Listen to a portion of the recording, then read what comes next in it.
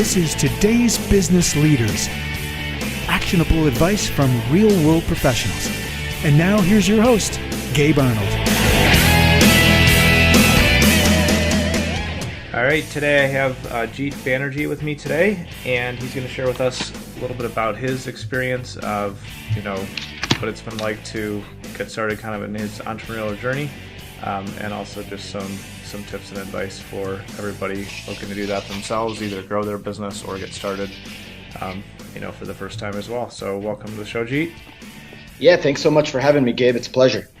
Awesome. So to start out, just tell us a little bit about kind of when you first realized that you were an entrepreneur, and how that started out for you. What the first business idea was, or when you sold your first deal, or kind of how you came to that realization, and then kind of start us there, and then lead us up to where you're at today. Yeah, absolutely. Sounds good. So I really got started, or I got inspired to become an entrepreneur. It really happened around the ages of 15 to 17. So I was still in high school, and basically I grew up in a very traditional Indian household. So right at the age of 15, my parents go, okay, you got to go get a job if you want to get the latest video games or go to the movies with your friends, whatever it was. Yeah, nice. So after that, yeah. So after that, I go and I start getting all these odd jobs, minimum wage jobs all over the place. And I quickly find out that I am absolutely miserable at every single job that I take. I'm doing door-to-door sales, assistant work, telemarketing, like pretty much all the worst jobs that you can think of that they just hand out to a 15, 16-year-old knowing that they're going to fail.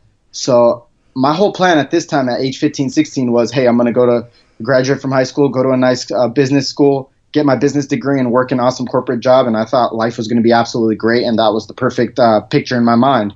But here I was working like maybe 15, 20, 25 hours a week at the most, and I was miserable. I went through about like 12 jobs in the span of a year, and I was either quitting or getting fired from every single job.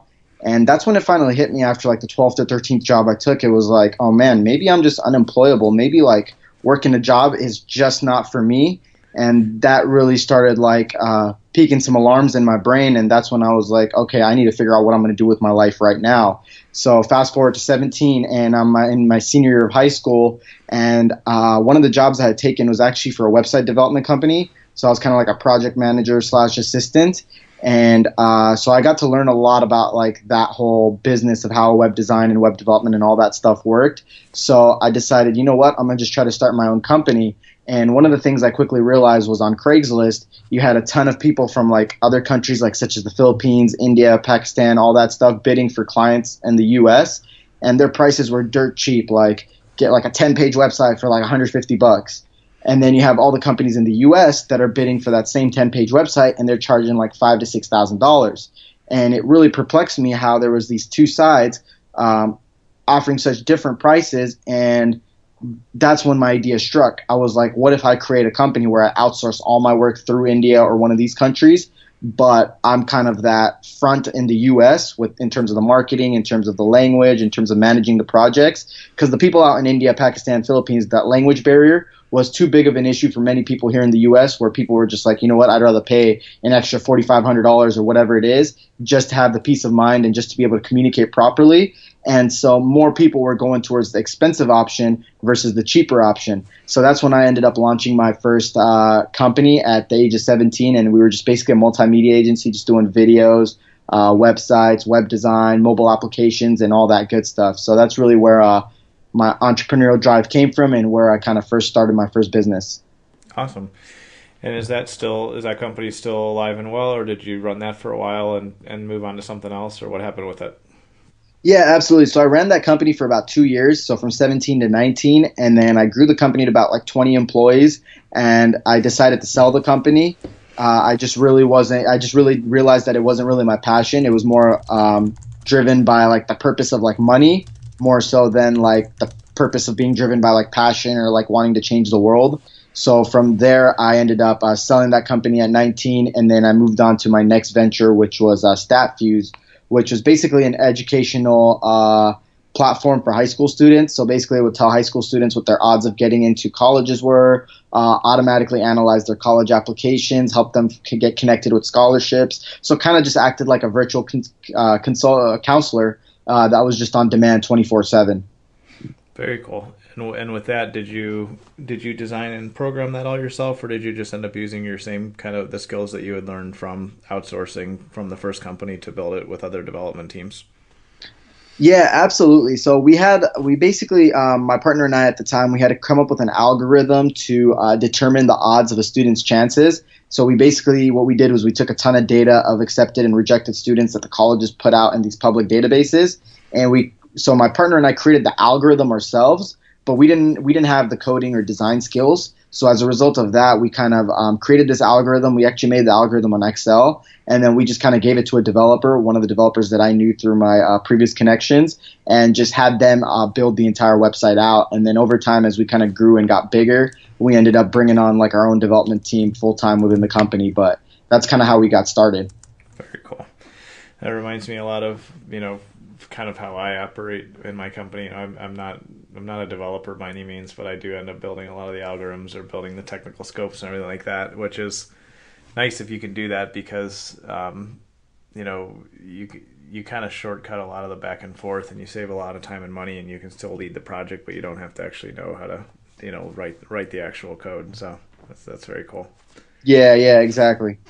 So and also like an interesting kind of thing to look at is you just went out and looked at all the public data that already sat there, and and then build on top of that. It wasn't like you were, in a sense, it wasn't like you had to go out and find this really obscure stuff. You just realize, hey, there's people that want to get into college, and then there's all this data that shows who did get into college, and if we just make it simpler and easy to use or view the data, then it could be, it can solve a problem. So that's definitely very, very creative, and definitely a great, example of, just solving an existing problem that exists in the marketplace. Mm-hmm. Yeah, absolutely. That was like our big goal, was just to take all this data that's like super hard to understand and just make it very visually appealing and easy for high school students, something that like a 15, 16-year-old can look at and just be like, oh, okay, cool, I've got like an 88% chance to get into this school. I can increase that chance to 95% if I do X, Y, and Z. So that's really the goal that we went in with. Nice. And so you built that when you were, how old did you say? I was 19 when we started that one, yeah. Cool. And then what did you end up doing with that one? Is that one still active, or did you end up selling that off, or what happened with that project? Yeah, absolutely. So I worked on that company for about 4 years now. Yeah, 4 years. And then just last year around November, we ended up selling the company to a financial loan company in the educational space. So the company is still active and running. It's just being run by somebody else after we sold it. But we did grow the company to about 150,000, 175,000 users over the 4 years that we had it before selling the company off. So that's kind of like the journey that we took with StatFuse. Very cool. That's, I gotta say, to be, that young and have 2 successful exits of selling, that's pretty impressive to do that, time after, one after another. And then I guess kind of catch me up to where you're at today. What else, how old you are now, what you're working on now, and kind of like what you focus on. Yeah, absolutely. So I'm 24 now. So I ended up selling StatFuse at 23 right around November last year. So I really took mainly November and December kind of off, just kind of wanted to think about what I wanted to do next and kind of what I wanted to continue to do with the pursuit of like my entrepreneurial career and all that kind of stuff.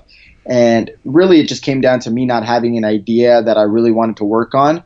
And instead of just kind of like the biggest recommendation that I can give to other entrepreneurs is all the ideas that I've had over time, they've kind of come from either experiences or from what I've known or from like other people's struggles that I've seen firsthand. And I really recommend going that route because I know I see a lot of entrepreneurs that'll go out and say, oh man, like the cryptocurrency world is making a ton of money. I'm going to go launch a startup out there. But people don't realize that if you don't have the knowledge, the education, and the experience and the passion for it, it's very hard to be successful. So that was kind of the one thing big on my mind. So I waited till about January, and around January was when kind of like my next idea struck. And I personally was suffering from a lot of migraines, so I love to play basketball. I love to kind of be active and do all these things. But for whatever reason it is, physical activity causes me migraines. So I went to the doctor, explained them my problem, and they ended up giving me a ton of prescription medications.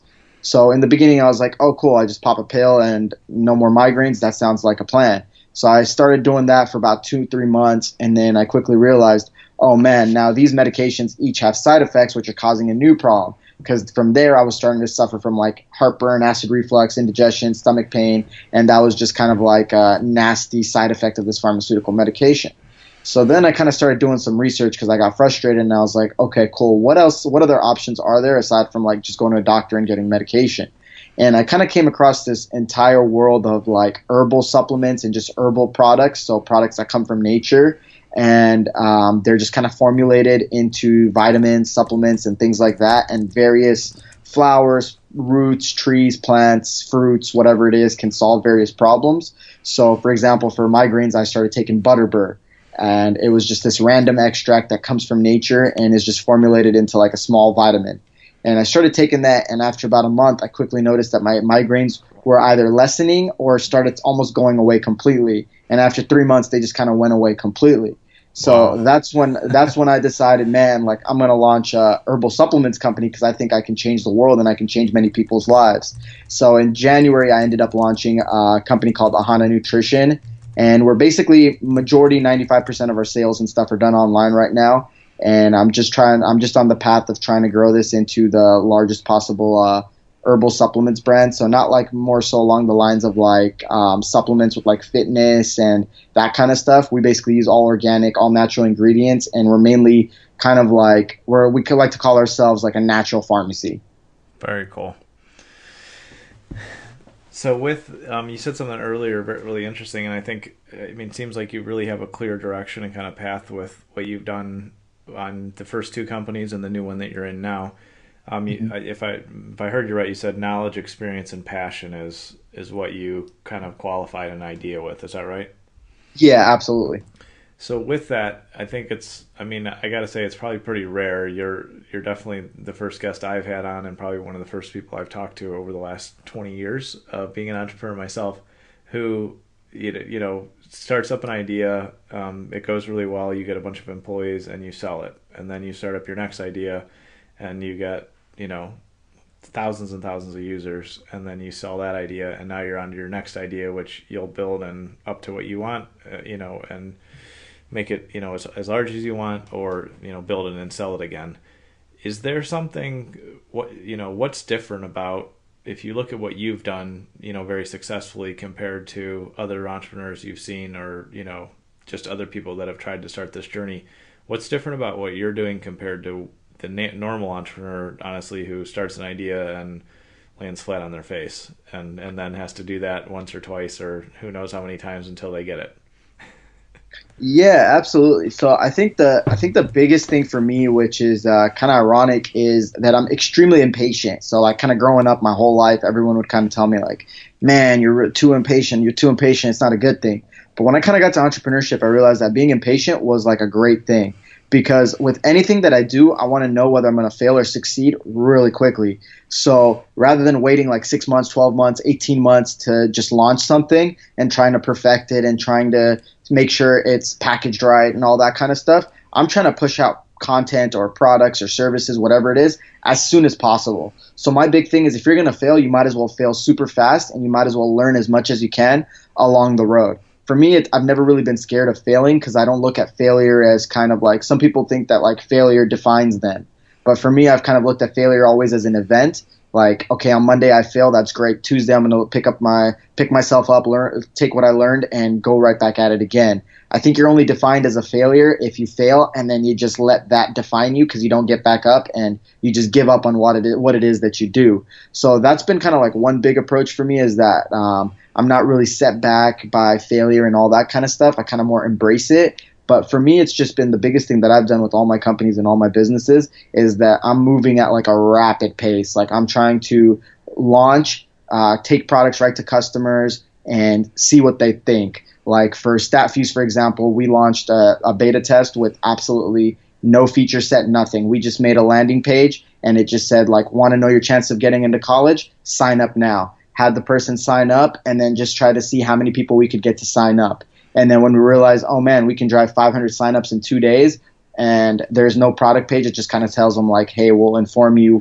once we're up and running. that's when I'm like, okay, cool. This seems like something that people want. Let's fully build it out now. So it's just kind of like trying to take smart shortcuts to kind of assess and analyze the market to see where demand is and what people want and don't want and stuff like that. Like even with my new supplements company, the first product we launched, instead of buying like 100 units, I was willing to pay like so much money to lose out on every sale, but I only bought like 10 products or 10 units of one product. And I was like, I just want to see if people will bite on this 10 products. For me, it's not about making money or losing money in the beginning. It's about really analyzing the market. So I kind of take like these, I guess, outlying approaches to launching companies that have helped me kind of launch faster.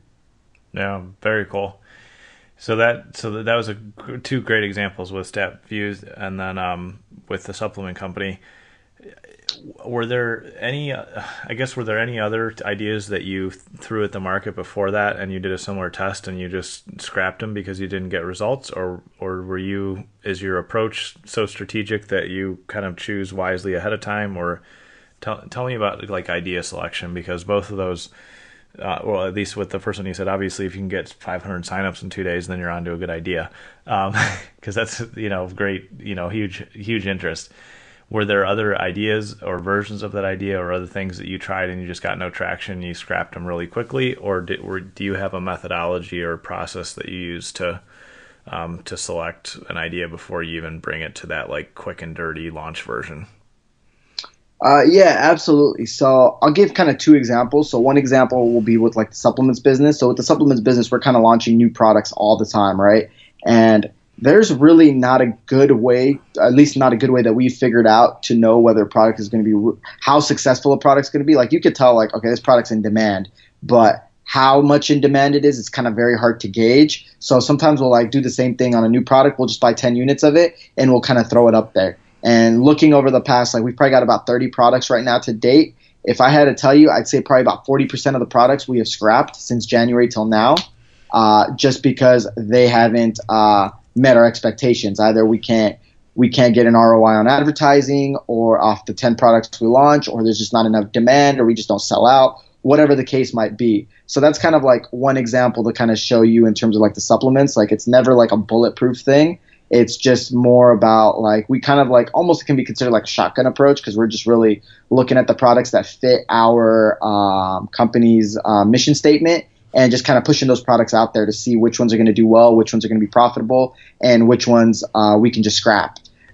So that's kind of like one example. And then another example may be with actually a business idea that I had launched maybe about 3 years ago. So 3 years ago, I kind of came across this idea that, because I had like a lot of friends and stuff that were trying to be musicians, rappers, singers, stuff like that. And I realized that it was super tough for these guys to get promotion from their fans, or just to get promotion in general to blow up, unless they signed like with a record label or something. So I had planned this entire social network that I wanted to create, and it was like, basically the platform was trying to basically get the most loyal fans of an artist, and the artist would pay them to promote their stuff. So every time they share a link or they retweet something or they buy an item from them, whatever it was, they'd get like a reward or a token or money, whatever the case was. And we ended up kind of like launching like a very, very, very beta version of it. Like we literally built something out on WordPress in 2 weeks.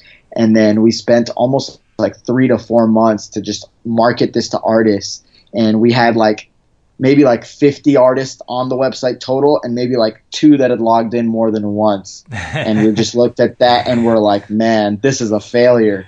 Yeah. Like we need to stop wasting time with this and move on. So I've kind of been on both sides of the spectrum. But in terms of idea selection for me, I always like, my biggest rule is like, if you're solving a problem that people really care about, then you're going to have a really good chance at succeeding.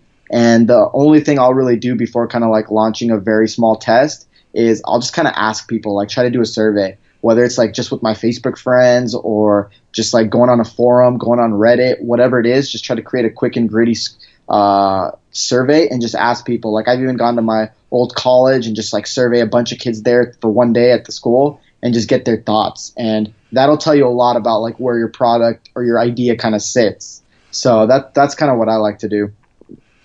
Excellent. Yeah, that's great advice. There's, yeah, reaching out to the real audience and getting their opinion early on is definitely helpful. And I love what you shared about that music idea that you ended up not going with, launching in a couple weeks with just a simple, whatever you could put together version and seeing if there's any engagement or interest is, that's a great approach because when you do that, then if people are interested, they'll engage and they'll tell you, oh, by the way, we would, we'd like this too, or this would be helpful, or they'll start to give you feedback about what to add. But if there's just no engagement and no interest, then yeah, you can move on to the next idea. So, but yeah, so that's very cool. I think, like I said, it's pretty impressive and very cool to see somebody, at your age who's, launched so successfully with a couple businesses and already on to your next. And in the supplement space, that's another one that, I like what you shared. You said, hey, we've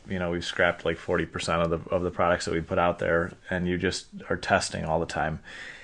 And that market facing approach to figuring out what works is definitely a way to accelerate everything. And like you shared earlier, which I think is a great point, just to kind of highlight for everybody as well, is that, having that, perspective of like failing really isn't a bad thing. It's just how you learn, and the faster you do that, the better. Then that keeps you kind of bulletproof to worrying about what people think or launching perfectly or getting, you don't have to plan everything perfectly. You just have to get it out there and see what works. And that's definitely a very very wise approach, and you learn quite a bit along the way. So that's very cool. From Yeah. from a couple other things just kind of come to mind as well here. In the beginning, with like your first company that you built and sold with kind of the web development and everything like that, how did you fund that? How did you get it off the ground? Did you just go out and sell projects and kind of bootstrap it from there, or did you put in some of your own money, or how did that process work? Yeah, absolutely. So the first company that I started is actually a really funny story. So it really goes back to kind of my impatience. So at the time I was 17, so I couldn't even open a PayPal account. And I was actually selling websites without even having a website of my own. So it was, yeah, Wow. it was pretty wild. So like my first customer I got, it was from like creating like almost like 10 or 11 proposals and just shipping them out to every person that posted on like the gig section of Craigslist. And I finally got this guy that was interested in a website for like a local store. And I was just kind of honest with him. I was just like, look, we're a brand new company and I'm going to give you a deal because we're a US based company. Like I'm right here. You can call me anytime. You can text me anytime, email me. I'm always here for you. I'll give you the website for $500. Like that's it. Just sign up with me and I promise I'll do anything possible to get it done. So I actually got my first website sold without having a website of my own, got that $500, invested that $500 into my own website, and that's really how I got off the ground. So yeah, like in terms of being bootstrapped, like I think that was the most bootstrapped I could have been. I absolutely had nothing, no LLC, no entity, nothing. That's very cool. And that's I had a guest on a couple of weeks ago, and they told me the story about how they got started and went out and sold something, and same thing. They did have a little bit of a website, but they didn't have a bank account, they didn't have anything, and they just went out and sold it. And I think that's a great point because people will buy off of your confidence and your passion and how you present something. Honestly, they're not necessarily going to look at your site there, and even if you go in and say I don't have one, they'll buy on your confidence and they'll give you a shot if you really present it well. And if you just go in there and say I'm going to do whatever I need to do to make you successful with this project, so that's very cool. Yeah, Um, yeah, absolutely. and it also helps, it also really puts you to the test as an entrepreneur, because if you're willing to get out there and try to make your idea happen, then people will follow you and support you and be a part of that. Whereas if you can't even get over that hurdle of making a phone call or sitting down and doing a presentation or doing that part of the sale, then it's going to be tough to overcome other things in your entrepreneurial journey, I think. So very cool. Yeah, yeah. Awesome. So now you're on to you're on to hopefully what will be your next $1 billion company, with the nutrition company. And what now that you're kind of third time around and you have a lot of experience from the other two companies, what kind of things do you keep in mind as far as like scaling the company, bringing in the right team, like how you've got to be thinking bigger at this point because you've kind of seen this process through twice already with a nice, exit. What do you think about as you look at like how you're going to grow and scale this and what's your ultimate plan for it? Yeah, absolutely. So my ultimate plan, so in terms of like kind of like what I've learned from my past two companies is the first thing that I've learned that's really helped me is I've really learned what my weaknesses are and what my strengths are. And kind of back in the day, I was trying to be extra bootstrap. So the things that I'm weak at, I would try to like fine tune my skills or find a way to get those things done. But I realized that I was kind of like compromising and I wasn't delivering the best that I could in those areas. So now the thing that I've learned is that when I'm trying to build a team, I'm trying to surround my team with people that complement me. So I know what my strengths are, whether it's like just skills wise, talent wise, or even just like personality wise and like how I kind of like analyze situations. And I'll kind of try to complement that with people that are like the complete opposite of me. So people that have the strong suits in places that I'm weak, and people that like just totally think completely differently than me. And I love to create that kind of environment because not only do I get to do what I'm best at and they get to do what's best at, which is best for the business, but in terms of just having people that have like opposing thought processes, I think the great thing is that you get to see every angle or every side of every situation. And I think a big mistake people make is people are always looking for like the most similar minded people to them to bring into their team. But I've quickly found out that like if you can get like tons of opposing views and you're like kind of like given that perspective, given every perspective in front of you, you're able to make much more capable decisions as a leader. So that's kind of like one big thing that I've learned in terms of that. And then the second thing that I've learned, because like I said, I'm super impatient in the past, was sometimes I'd kind of scale too quickly without like letting like data and everything kind of stabilize. But now my rule is kind of like once I've absolutely nailed it, then we can go out and scale it. But so kind of taking a little bit more time and kind of being a little more methodical before just kind of like expanding out and growing the business and stuff like that. So those are like the two biggest things that I've learned.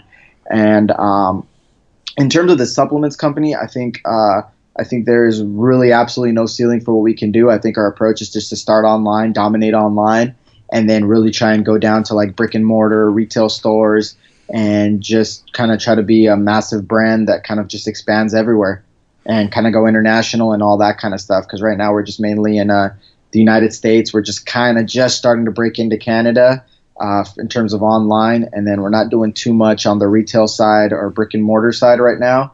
But those are all in like the immediate plans sometime next year. Very cool. That's awesome. And I think that's, great advice about like building a team around you that's different than you and brings up other perspectives, because you're completely right. That'll definitely make, decisions stronger and just make a more, much more solid team. And as far as like, I just keep thinking about kind of your early two stories, how you figured things out really quickly. And now you said you're trying to take it a little bit slower and just kind of balance out that really positive trait of yours where you're impatient, you want to get things done right away, but you're kind of also seeing the value of, letting things settle in a little bit more, making sure that the path or the trend is really on point. When you're looking at that or when you're starting up a new company and you're balancing that with your mindset of let's see what the market says immediately, and I don't care if it costs me a little bit more, I don't care if I make money on the first part here just to validate the idea. How do you gauge like that rough, quick and dirty kind of startup with the money you're going to throw into it against like looking at the trend of is this going to work? So with the supplement company, when you started and you said, hey, I just bought I'll buy 10 of a product. I don't care if it's profitable in the beginning, when we just want to see if it works, and then we'll keep that product on the shelf if people like it. What was your model that you went into the business with? This like, okay, I'm gonna commit to spending X amount of money just basically as research, and then look at the trends of sales, or did you go into this planning to just invest and not make any money for a while, or within the first 90 days were you seeing some kind of profit or some kind of forward growth, and you're like, okay, this is working, I'm going to keep doing it?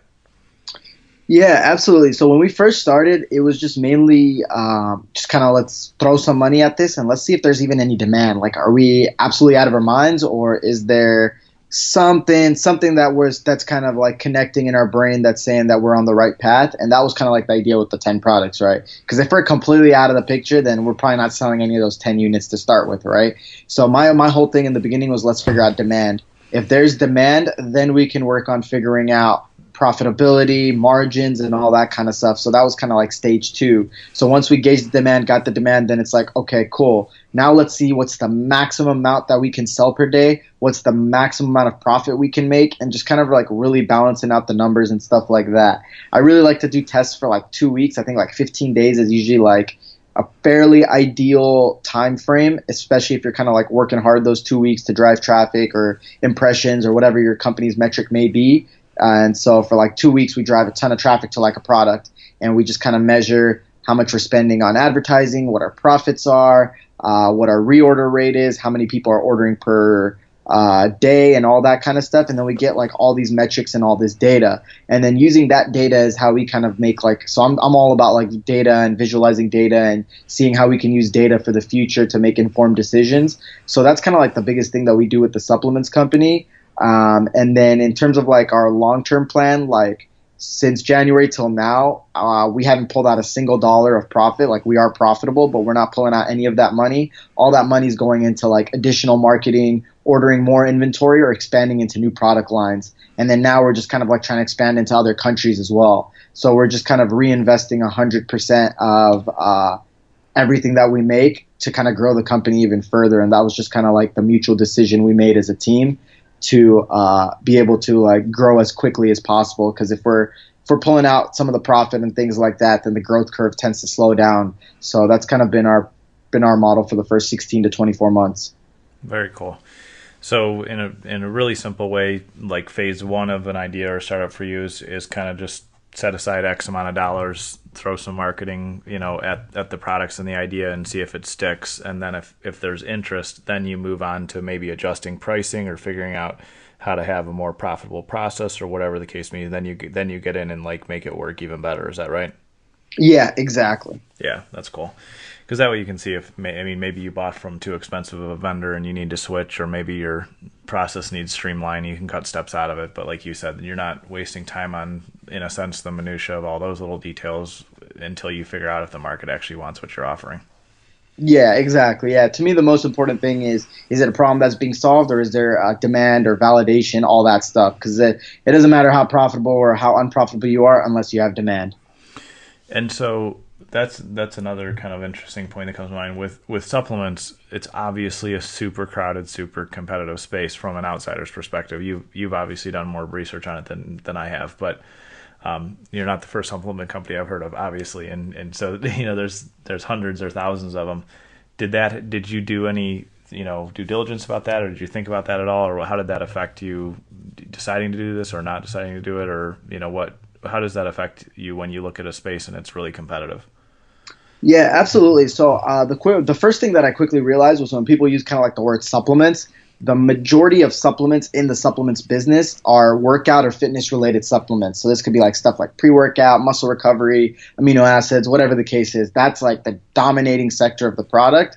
That might be like 80% of the market share. And then the remaining 20%, which is also classified under the supplements brand, is kind of like the more supplements to solve problems. So not even like daily vitamins and things like that, but for example, people that have indigestion, there's supplements for that, like just all natural ingredients that help with that. People that have headaches, people that have that can't sleep at night, all types of things. So that's when we realized that the market that we were trying to get into, even though it's classified under supplements, like that subcategory, was not as competitive as most people would think, most people would expect, and most people see from the outside or hear when they just hear about that market. So that's when we realized, oh man, that's a great market to go into. And really what we did, and what anyone should be doing if they're trying to get into like even like a fairly competitive market, is you've got to find a way to be different. Because if you're just going to go out there and do the same thing that everybody else is doing, how do you plan to stand out, and how do you plan to disrupt and really kind of get ahead? So with our supplements brand, what we realized was there was a good amount of other companies doing what we were doing, but we quickly realized that their branding, their marketing, and their approach was like early 2000s and 1990s style marketing, branding, all that kind of stuff, right?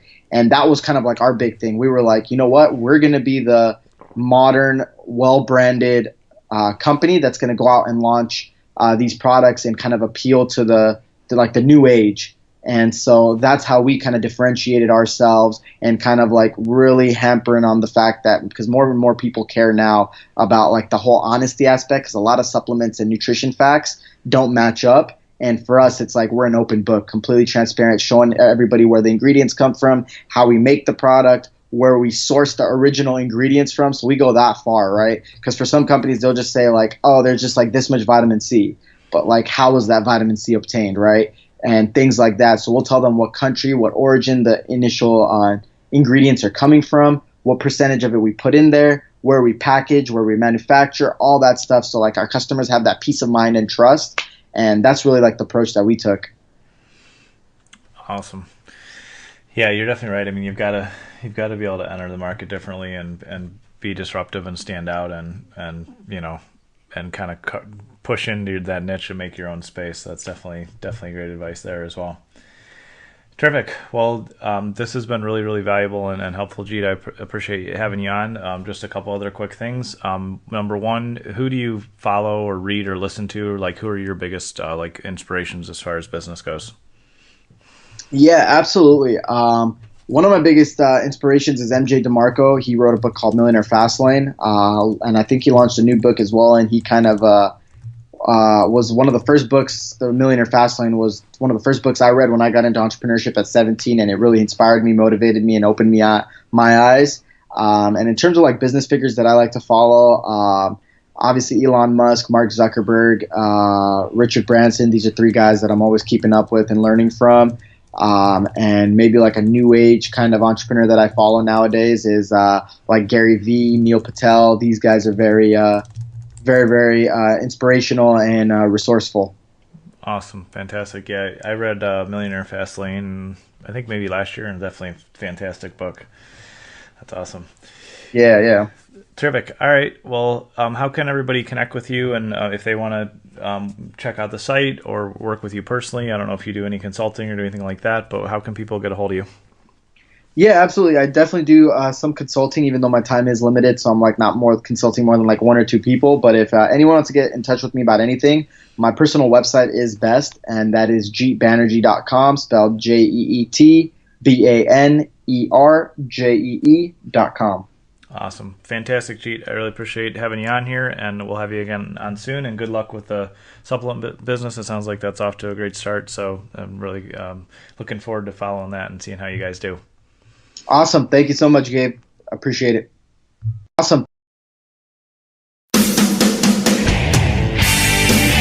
You've been listening to Today's Business Leaders with Gabe Arnold.